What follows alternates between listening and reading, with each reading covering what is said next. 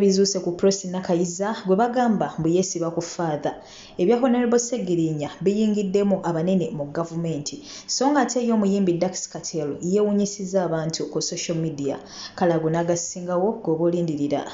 mu bujjuvu.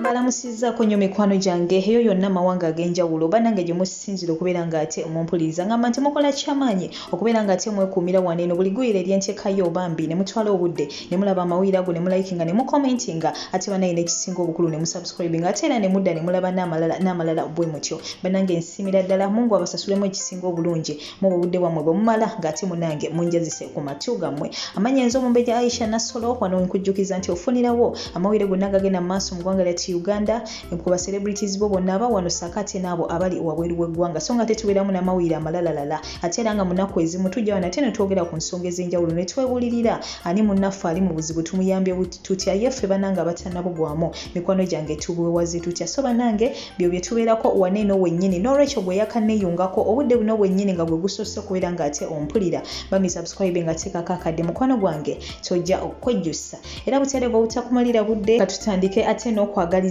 eyali presidential candidate omukulu oyo John Katumba fena gwe tumanyi obulungi fena tumujjukirirako kantu ako Katumba oye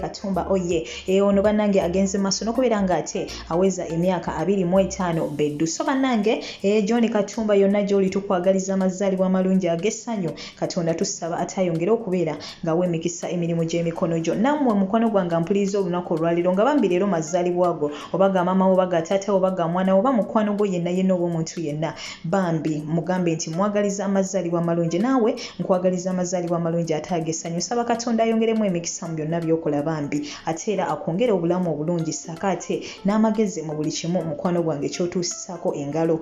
ate yo mukwano gwange nga nvuddeyo ate ye Ssaabaminisita Robinah Nabbanja bw'ati avuddeyo n'asaba omukubiriza w'olukiiko lw'eggwanga olukulu ssaako ate n'akulira oluuyi oluwabula gavumenti we batyo ate bamuyambeko we batyo bagende ate balambule Honorable Segirinya fena tukimanyi nti mulwadde era we batyo bamwetika ne bamusulawo emulago. Ssaabaminisita Robinah Nabbanja avuddeyo n'asaba abakulu bano bamuyambeko ate bagende balambule ku Honorable Segirinya Muhammad balaba ate bambi embeera ye weyimiridde ssaako n'okubeera nga balaba ate ki eky'okumukolera basobole okubeera nga bambi bataassa obulamu bwe so bambi katusabire omukulu ono Honorable Segirinya embeera eno gy'ayitamu essaawa eno bambi agende mu maaso n'okubeera ng'ate agivvuunuka bagende banaye bamugye mu bino ebintu ekyamazima fena tukimanyi bulungi nti egimu ku misango gye baba bateekako bambi baba bapaatikako mipaatiko ekyo so bambi tugende mu maaso n'okubeera ng'ate tubasabira embeera eno bagende mu maaso n'okubeera ng'ate bambi bagivvuunuka nawe na mukwano gwange alina embeera embi gy'oyitamu bambi nze nkukakasa nti kijja kugwa kubanga bingi nnyo by'ozooyitamu wabula nga kati byonna obinyumya nga history so bambi ne bino by'oyitamu olunaku olwaleero kakasa nti nabyo ojja tuuka ekiseera ng'ate nabyo obinyumya ng'ebintu ate munange bye wayitamuko wabula ng'ate mu kiseera ekyo wabivaamu dda so banange teri kitaggwa ate teri mbeera ya lubeerera so ne Honorable Segirinya embeera eno bambi katumusabire ate musajja watu agende maaso n'okubeera ng'ate agivaamu ssaako ate ne Honorable Alan Sewanyana ssaako ate ne bakomrades abalala be basiba ate olw'ensonga zino mukwano gwange ez'ebyobufuzi. Songa ate yo munange envuddeyo ate ye omuyimbi Dax Katel nkuteredeko ekifaananyi ekyo kyolengera ku screen yongera abantu kye bagenda mu maaso nokwera nga ate batambuza wali ku social media naddala ku Facebook we batyo bagamba bannange Dax Katel yabaaki okuva lwe yayawukana ne Momo 19 kinajjukirwa nti omukulu ono yali ayagalana ne Momo 19 era we batyo ne bakola n'ennika yaabwe bambi ngera abantu babaagaliza ate babiri bonna wabula wayitawo akaseera mpawe kaaga Momo 19 ne yeekyangera bw'atyo n'akola kinanoba era wayitawo ebbanga nga liiryo ate ne tuddamu okuliira olugambo nti abakulu bano ababiri baddenganye yaddenga tetuddangamu ate kubalaba nga bali bonna yaddenga wabula nga ate dda olugambo lubadde lukola ki lutambula nti baddawo biki naye nga tetulina bujulizi bulaga nti bakola ki abakulu bano baddawo kubanga twasimba okubalaba bonna okuva Momo yakola ki lwe yanoba so bambi kyekyo ekifaananyi ate kizzeemu okubeera ng'ate kifulumizibwa tetumanyi oba kyakati oba kyadda naye ng'ate abantu bo bagenda mu maaso n'okubeera ng'ate bakyogererako ebisongovu anti ate bannange bannange omusajja yabaaki bannange Dax Katel kiki ate mukwano gwange ekyamutuukako so bambi buli omu ayogera bibye wabula nga ate Katonda yasinga okumanya nze simanyi oba kino ekifaananyi ky'ennaku zino oba kyadda wabula nga kyonna kyekiri munnange kijja kugwa waba ayina embeera embi gy'ayitamu ffe katumusabire agivuunuke waba ali bulungi naye omanyi munnange omuntu ayinza okulabika oba nga kamera oba oliawo yemulabisizza bwekyo oba embeera yonna wabula ye omuntu being nti ajajinga olwekyo ekifaananyi kyalabye teri muntu ateekenga trouble n'alaba nti waki omuntu ono afaanana bw'ati oyinza okusanga ng'omuntu afaanana bw'ati naye nga just mulwadde nga sigamba nti ali mu mbeera mbi like nti oba talina ssente oba biki naye ng'oba mulwadde obulamu bwe tebuyimiridde bulungi oba n'omusanga kale ng'alina embeera embi obuliawo gy'ayitamu naye ffe abantu kasita oli alaba first impression ng'atandikirawo okubeera ng'ate ayogera ebisongovu naye nga kyonna kyekiri mukwano gwange ate nze kyemmanyi kijja kuba ate kitegerekeka era amawulire ago gonna ge nnaaba nfunye ku mukulu oyo butereevu nja kuba ate nga kutuusako waneeno wennyini ensonga te mukwano gwange byombi bitadde ku bbali ensonga ezikyakutte wansi ne waggulu ze z'omukyala ono Prossy Nakayiza abangi gwe bagamba nti we batyo yeesiba ku Faaza yadde nga wavuddeyo ate n'owulira ebintu omukyala ono by'ayogera obujulizi bw'alina munnange naawe ate ojja kukomekereza ng'okoze eki osazeewo ekituufu omanyi munnange obuzibu bwe tulina ffe ng'abantu tusala nnyo ogwakawula naye nga tetukoze eki tetuwuliriza gwa kalenzi mu nsi muno weewala nnyo okubeera nga ggwoliwo okusala busazi gwakawula nga towuliriza gwa kalenzi ensonga kinze ne mawulire gange genkuleetera waneeno njogera ku muntu yakoze ebibi mwogerako ne yakoze ebirungi mwogerako wabula ate nze sivuma muntu sivoola muntu sikakanya muntu ate omuntu ne waba ayina oba kyakoze nga oba oli avuddeyo nga agamba ono nti mufere oba ono avuddeyo nga agamba ono nti yamubba era amawulire ago muneegendereze nnyo sibeera na sayidi teri muntu gwemberako neŋŋamba nti wamufeze mulekerawo obubbi mukole biki era nze nkomekereza wano okugamba nti we biba bituufu nja kuba mbikuleetera era we binaaba bifu nja kubakola ki nja kuba ate mbikuleetera kwegamba nze ogwange gwakukuleetera wano mawulire nenkumanyisa ebigenda mu maaso wabula sigamba nti mba nzikiriziganya n'ebyo oba bagamba nti ono mufere oba bino na bino na bino so kati obuzibu obwo buli ku bantu abasinga obungi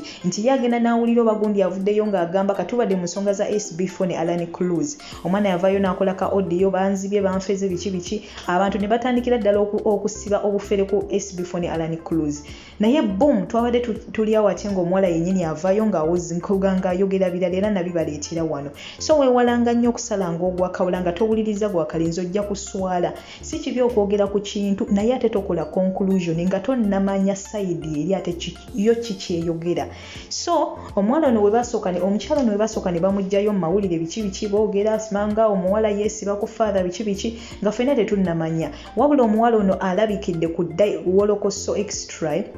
extra digest mugoba nsonga eya Ibrahim Mukasa ekyo tumanyi oyo journalist oyo investigative journalist oyo wakabi bwatyo azze amukolako interview era omukyalo no bw'omuwulira ng'ayogera mu butuufu alaga nti alina obujulizi bwonna obulaga nti omwami ono oba oliawo balina ensonga ze babadde bakwasaganya dde nga abantu abasinga obungi bagamba nti omukyalo ono yeesiba ku Faaza tamumanyi biki naye wawuliriza omukyala kiragira ddala nti babadde mukwano ne Faaza yadde ngera nze sigenda konkuludinga olw'ensonga nti ate yo sayidi ya Faaza tetunnagenda mu maaso nakubeera nga tetugitegeera wabula ngera tetunnalinda na sayidi ya Faaza yennyini noono omukyala era mu bye yayogedde ebimu mu butuufu olaba nga mulimu ebituufu wabula ate naye kennyini mulimu bw'olabira nga mu butuufu yakolera ddala ensobi okugeza nga wawuliriza mu butuufu emboozi y'omukyala ono yonna gye yava omukyala yali mu bufumbo nga bayinamu ku butakkaanya ne bbaawe wabula Faaza ate n'atandika okubeera ng'ate amuperereza eyandibadde alwana kubeera ng'ate batereza obutakkaanya obwaliwo wakati we ne bbaawe yasalawo okupaala na Faaza nze ye ensobi esooka gye nasoose okulaba waawo abakyala bangi bakola nnyo ensobi eyo ne beerabira nti omuntu yenna akusigula takugula bannanga omuntu akusigula takugula eyo ensobi no tugiwulidde ku bakyala bangi nnyo abafumbo abeera n'omwami oba oliawo omwami kugamba baliawo oba embeera gye bali mu sinungi oba oliawo omwami kugamba balina embeera ng'era abantu bannange teri bufumbo nze kyemmanyi butuukiridde abantu bonna babeera n'ebizibu byabwe mu bufumbo bwatagenda kuvaayo kunyonyola nti oba bino wabula being nti olinayo ebbali akupereza togenda nakufaayo nnyo gamba nti kantereza obufumbo bwange buno oba kankole ntya. Abantu abamu basalawo bo kupaala bupaazi n'agenda n'ono omulala amukwanye n'aleka obufumbo bwe kuba ono omukyala mu bufumbo bwe yali alinamu n'abaana 3 era bakyalina essaawa eno wabula nga yabeetikka bw'atyo n'ava mu bufumbo omusajja n'amusuulawo yali mu maka ge bulungi yangateredde entende era we yagenda ne babeerawo awo omusajja n'amubeerako yalaba tabiriiko omusajja n'asalawo n'akola kinaawasa kyokka ate eno ne gye yagenze ewa Faaza era babadde naye emyaka alinga giijo ate naye n'akola ki n'amusuulawo so bambi eyo ensobi omanyi ffe tuliwo okubeera nga tuyigira mu situation ezimu kyobalaba neno okuleetera ebintu tubyogereko sigamba nti tuba tuvumirira oyo ayitamu ebyo oba biki wabula okusingira ddala mba njagala tuyigire nnyo mu eyo embeera omuntu oyo gy'alimu so kansubye nti gwe omukyala awuliriza ebyo ekyo mu butuufu eyo lesoni nnene tiwobeera n'omwami wo nga mufunyemu obutakkaanya bannange obutakkaanya buli mu buli bufumbo none essaawa eno akutigisa gamba nti biki bivaayo jangu eno biki naye mugenda tuuka ekiseera ng'era naye mufunyemu obutakkaanya onaagenda gwe abasajja obatambulamu butambuzi bw'oti kubanga buli muntu gw'ogenda obeera naye agenda beera mugenda funa obutakkaanya ate bo abakazi baliwo okukwanibwa oba oli mufumbo oba toli mufumbo bangi nnyo abasajja bagenda kukwana wabula abamu bagenda kubeera bakulimba yadde nga balala bagenda kubeera bakwagala ebyaddala togenda sobola kubeera nga otegeera abantu abo kati ensi yayonooneka omuntu omutuufu n'omukyamu boogera ebigambo byebimu sina kindi n'ebikola bakola byebimu so oli ajja kujja kusigule mu bufumbo bwo n'omwami wo gw'olinamu abaana mubadde mwenna ebbanga oba oliawo mukoze mutobye muyise mu bizibu ebingi mulinako we mutuuse mufunye ku ssente alhamdulillah ate ono ng'ajja ne laavuze ng'akukubaawo obusente ng'akwerabiza buli kimu nga bw'oti opaala bannanga omuntu oyo agenda kusuulawo wejjuse essaawa eno byebyo omukyalo no bye yabadde anyumya so yava mu bufumbo agenza abadde n'omwami lwakubanza kye namwagaddeko kale nti mukyala mugezi by the way Bwino omulala yazuuse era ngenda kubeera mu kuteerako wabula nga sinamu kuteerako nina obubaka bwenjagala osooka okubeera ng'ate njogerako nze ng'omuntu so omuwala oyo yavuddeyo bw'atyo ye ng'omuntu n'annyonnyola ensonga ze n'ayogera gye bavudde bazimbye bakoze batya byonna byesigenda kubeera ng'ate nkutotolera wabula gw'oyagala okumanya emboozi eyo obulungi ojje ggwe nnyalwe ojja genda ate ku Wolokoso Extra Uganda YouTube channel ya Ibrahim kasi ojja kuba tosangayo interview eyo bulungi nnyo ojja kuba otegeera ebintu ebyo bulungi wabula nze n'ensobi endala gye ndaba omukyalo ono gye yakola kwe kubeera nga kwegamba yakozesaamu ku bulimba kubanga bamubuziza entabweko yava okubeera nga bawukanira ddala n'omusajja kwegamba akyuse embeera atandika okukola ne bino byakola essaawa eno era mukyala kubeera nga yateekamu ku bulimba yagenda mu bbaala n'akeesezaayo weyadde wako omusajja mubuuza ovaawa simanga mbadde ku mulimu baba bali awo ng'omwana akasuka ka vidiyo ku WhatsApp group n'oyo omwami we yalimu oyo eyeeyita Faaza essaawa eno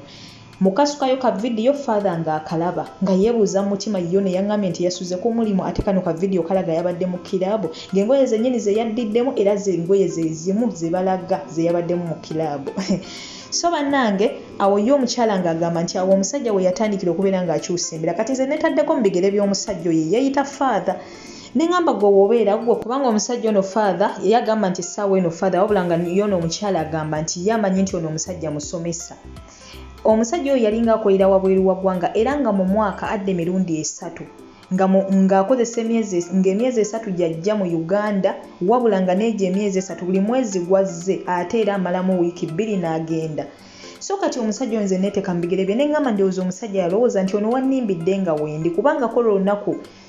omusajja oyo yali wera ye yamuleka mu nnyumba ye n'agenda ku kilabu gye yakeeseza we yadda n'amulimba so kati ndowooza omusajja yalowooza n'agamba naye ono wannimbidde nga n'ewaka wendi olwo we sibaawo biki byakola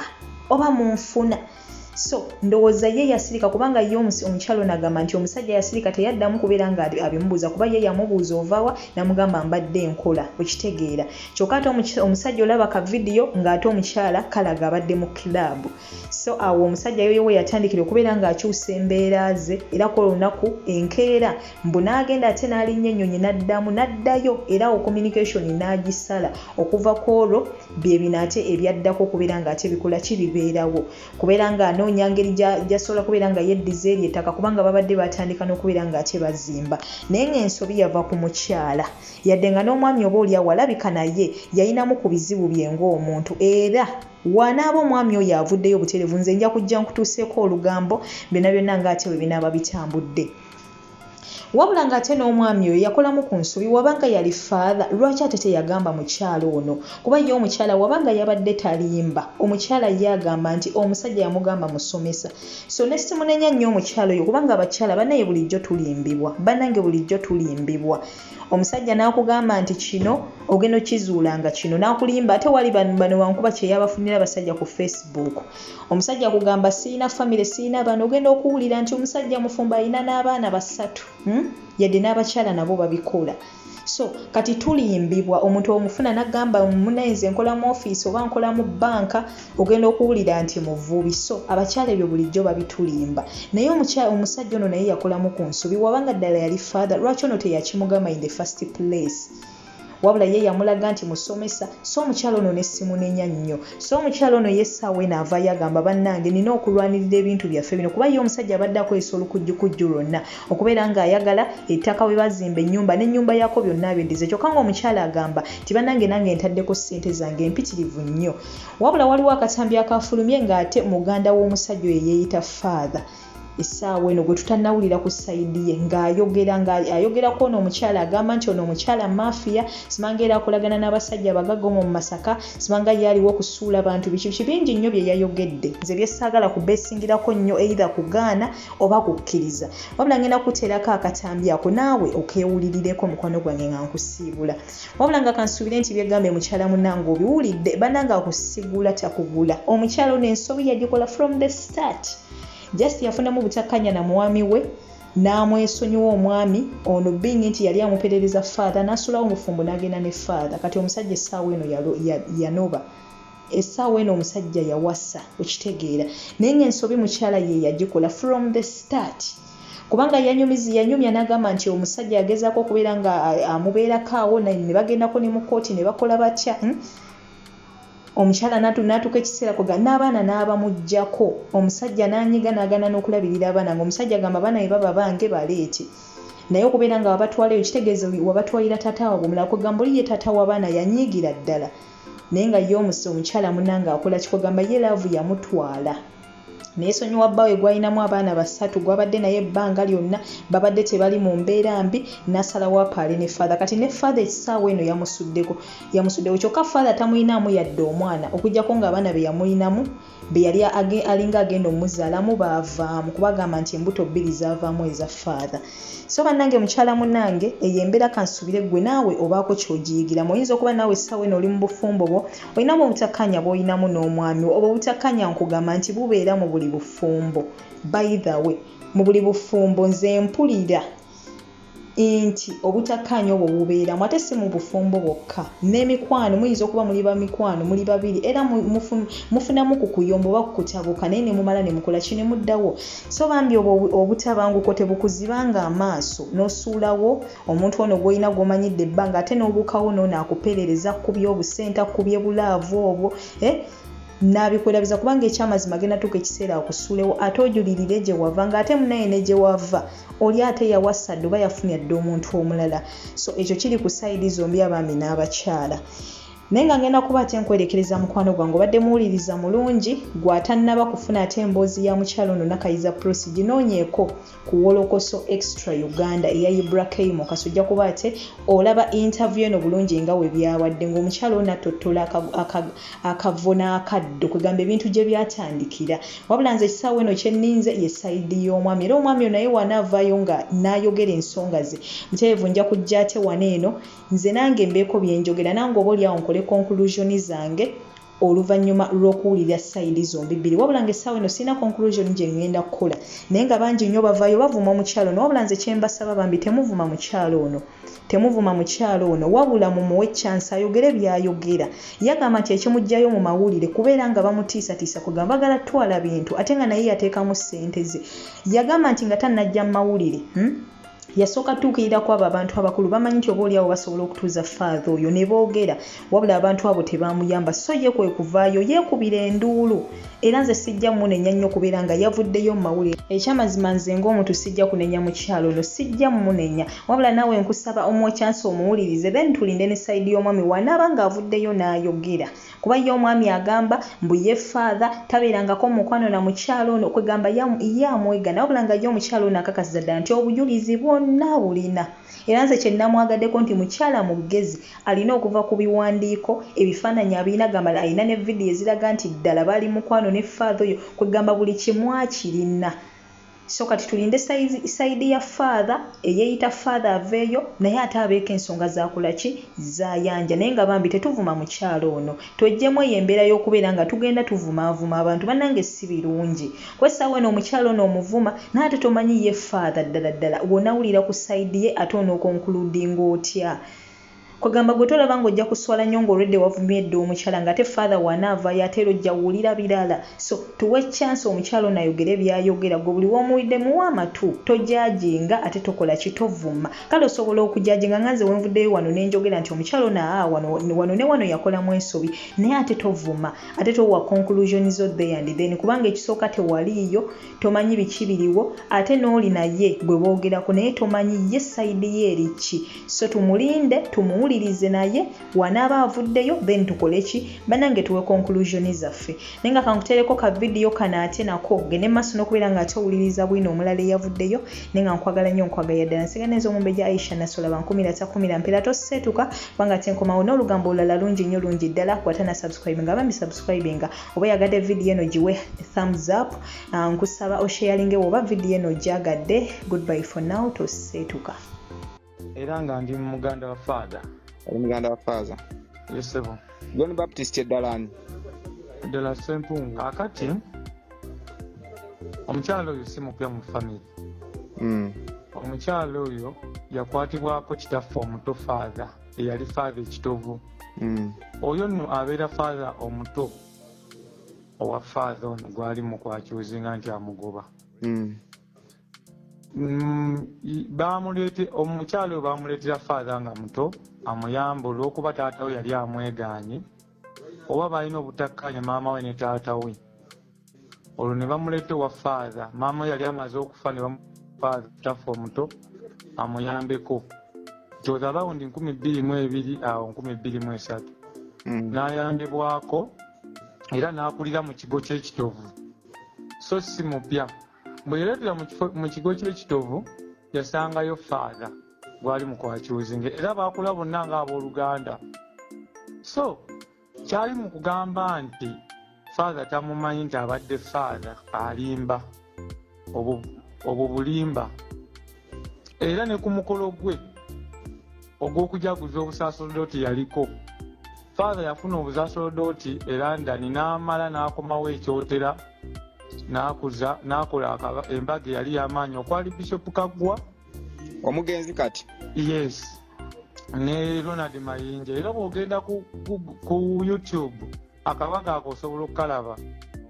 Era omukyalo oyo yali mukulu nnyo ku mukolo ogwo.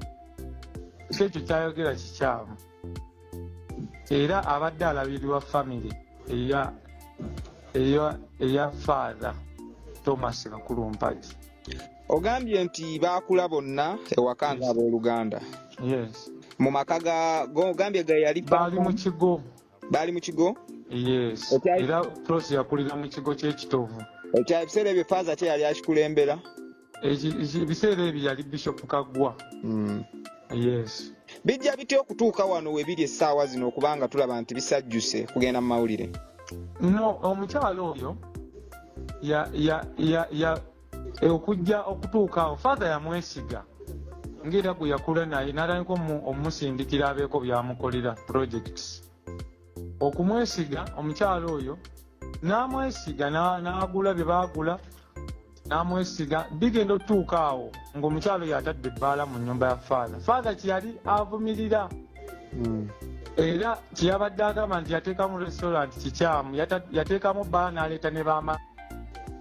ekitatta n'erinnya lya Faaza kwe kwagala omujja mu nnyumba eyo.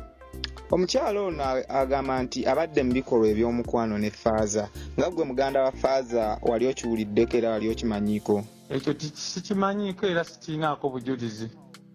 Naye kyemmanyi nti omuwala oyo akuze ne Faaza abadde amumanyi era Faaza yasooka n'asomera wano mu seminari za wano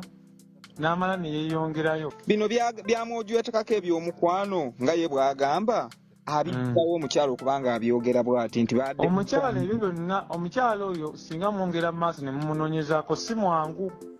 nga ye omuntu information tetufuna akozesa obwongo obwo okubba abantu mafiya ebingi ebitambula ku social media ng'ali ne balwasa bamulinde baani abagagga ab'omu Masaka so ekyo kyonna kyakola akola bukumpanya kwagala kutwala bintu bya nkuba kyeyo. Ate bino byagamba nti Faaza yamujja ne mubufumbo bwe yali mufumbo omukyalo ono. Ekyo twakiwulirako bbaawe information ebbaawe yayinza ojjukwa bbaawe baafuna obutakkaanya ne Faaza tamujjangako mubufumbo era yali amutwalanga muganda we. Bbaawe baafuna obutakkaanya omukyalo omuzibu nnyo n'agoba bbaawe kati alina bukyawe y'embizi ku luguudo lw'ekito. Bbaawe asobola okubuulira ebisingako awo naye tamujjangako mubufumbo era Faaza ebyo byonna omukyalo yabyogera ku ttattana linnya lya Faaza. Ekyo byonna bwe bagezezaako mugamba abo abakyala abalala oba abayambibwako abalala n'abatuukira nalanko bagamba nti bakyala ba Faaza naye abamanyi nti badde bajja bayambibwako kitaffe omuto eyakafa.